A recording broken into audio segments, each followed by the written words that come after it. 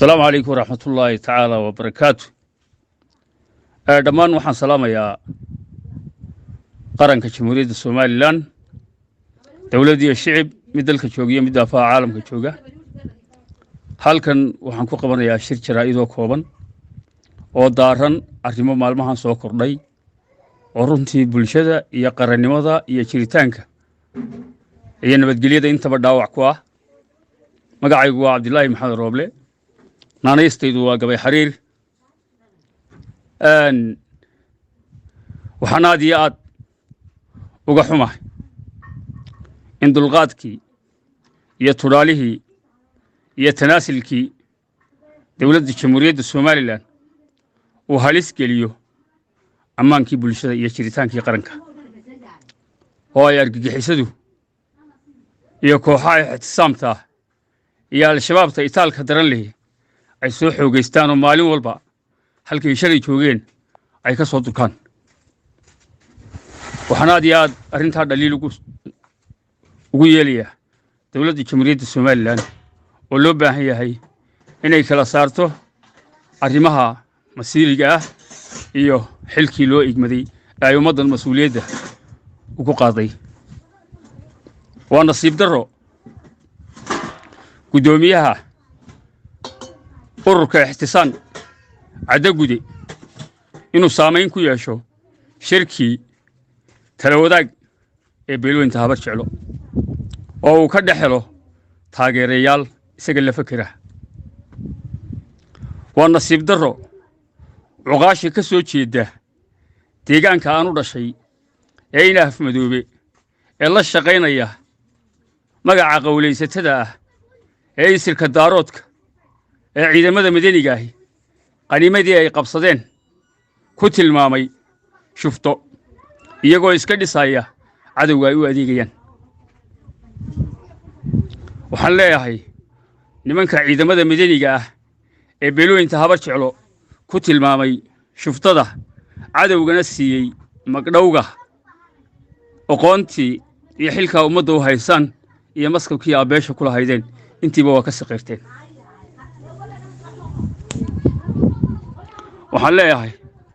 suldaankayga suldaan maxamuud guulaad mire nimaan khatalmin xaal ma qabto. 25 sano ayaad xilka haysay, waad ku sharfanayd, maantase cadda gude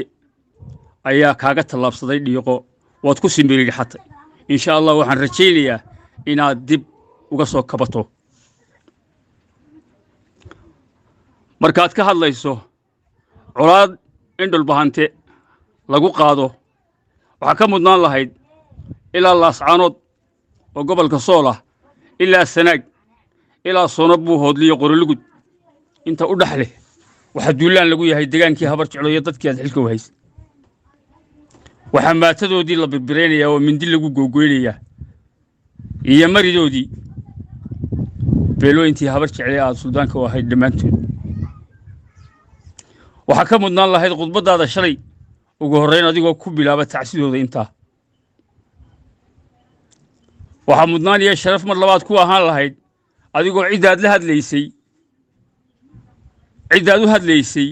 ku yidhaahda kelimaadka joojiya haddaad doonaysaan islaamnimo iyo wanaag in lagu wada noolaado. kelimaadka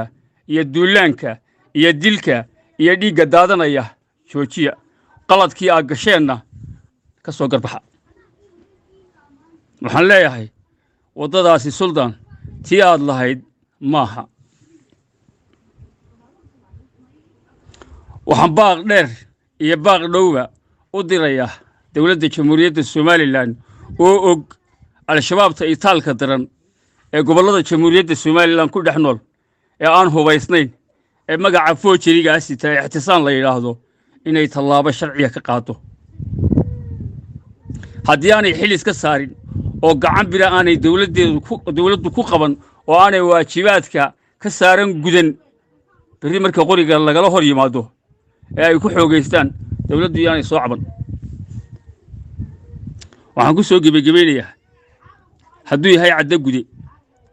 iyo hadduu yahay xirsi cali xaaji xasan iyo hadduu yahay ninka la yidhaahdo burmadow yahay ina qaliif iyo hadduu yahay firdhiye iyo hadduu yahay galad dagaalka dhammaantood iyo qaar kaloo badan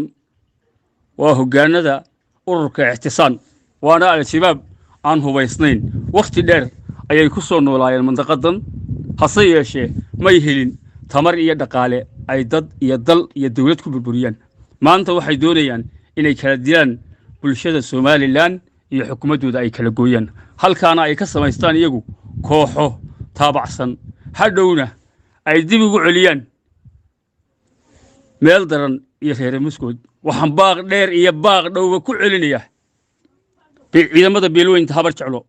xuduudda aynu la leenahay cadowga sita magaca qowleysatada isirka daaroodka hantida ay leeyihiin iyo qanimada ay leeyihiin gacan bilaaw inaad ku qabataan inaa isticmaashaan oo ku shaqaysataan haddaydan ku nabadgelayn waa inaa halkay taallo ku ololisaan hantida u gudbaysa iyo hantida ka soo gelaysaba waxaan idin farayaa inaa ka dhigataan waxaa leedihiin idinku haddaydan ku baxsanaynin oo laamaha gudaheenna uga shaqaynaya gigixisada iyo nabadiidka iyo huwanta iyo faqashta daarood gudaheenna uga shaqaynaya ay idinka soo reebi doonaan waa inaa halkaa ku qabataan ku gubtaan aad baan idiin salaamayaa dawlad iyo shicib dagaal ma wadno cid kuma duulaanihin difaac baynu ku jirnaa dhammaan intii halkaa hooyo iyo canug iyo barbaar ku dhimatay sidii loogu aari lahaa waa in la dardar geliyo inta cadowgu haysto ee dhulbahante u xidhan waa in gacan lagu soo furtaa waayo dhulbahante garasho wax kuma keeno aad baan idiin salaamayaa